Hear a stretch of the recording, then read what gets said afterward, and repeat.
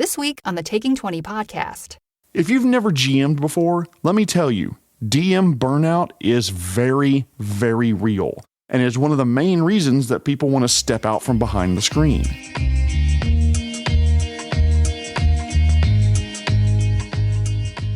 Thank you so much for listening to the Taking 20 podcast, episode 201, an episode especially for my beloved players out there, encouraging you to help your overworked DM and giving you some ideas on how you can. I want to thank the sponsor 3D Crafts and Curios. Please head over to their Etsy shop, etsy.com/shop/3D Crafts and Curios, and I'll put a link down in the resources. They have some amazing stuff for sale, and you can use the coupon code TAKING20 to get 20% off your order through the end of the year. I also want to thank our sponsor, Bread. It was a tragedy when my friend's bread bakery burned down. Now his business is toast.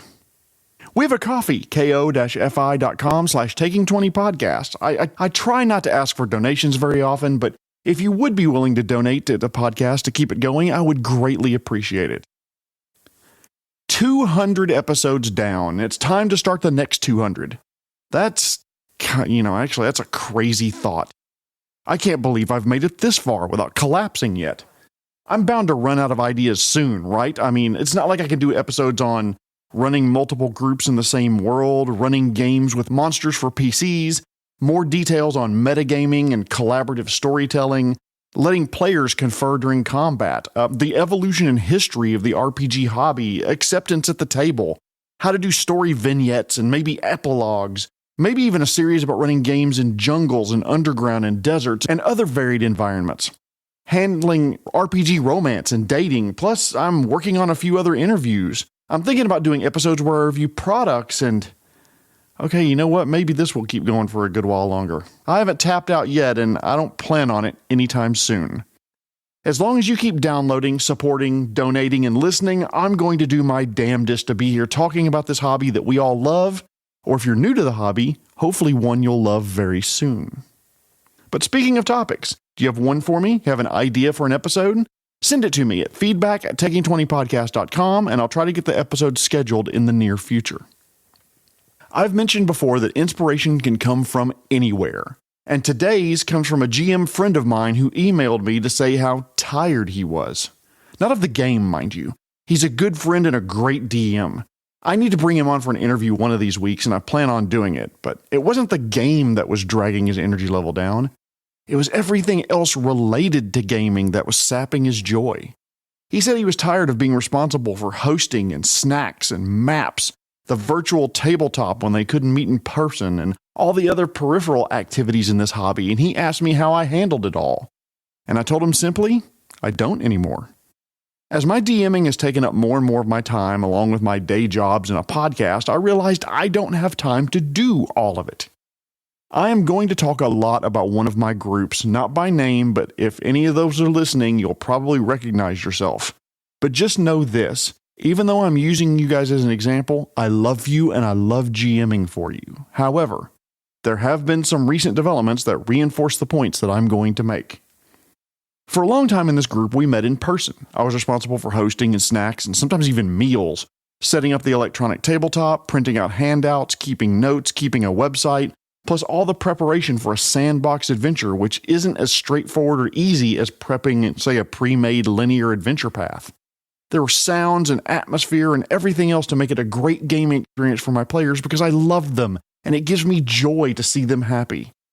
But in short, it became another job, where I was frankly hemorrhaging time and money, and my well-being suffered because of it.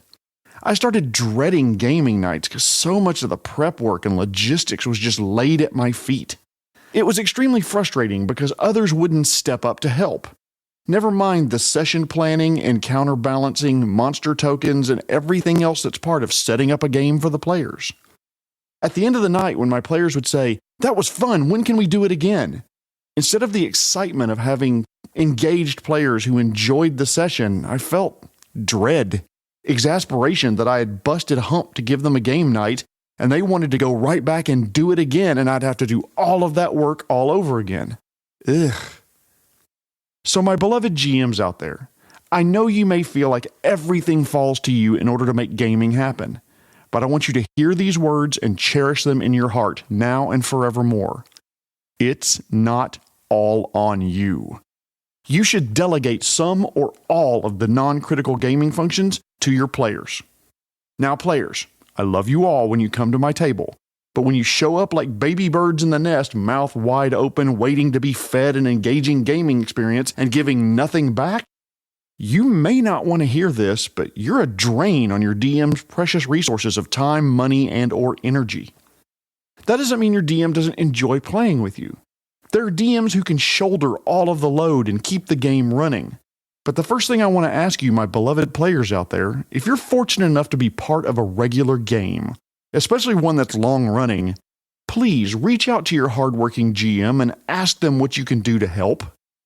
Be open to some of the things we've talked about outside of gaming, providing pizza or food, snacks, beer, take over scheduling duties for the gaming sessions, help contribute to the cost of the VTT or the maps that the DM uses.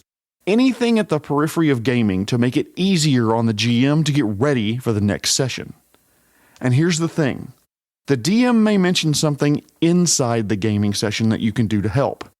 I want to ask you to please consider what they're asking, because if they're brave enough to mention it to you, then it's important to them and it's on their mind.